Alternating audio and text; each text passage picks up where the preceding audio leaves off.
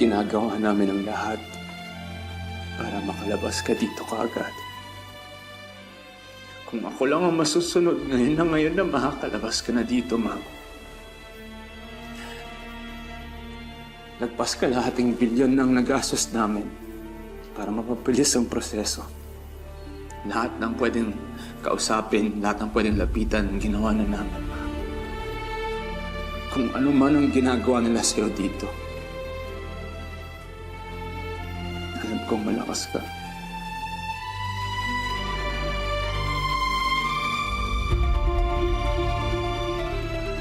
Alam kong matapang ka. Siyempre, nanay kita. Pero I promise you, I'm doing everything I can para makalabas ka na dito kaagad.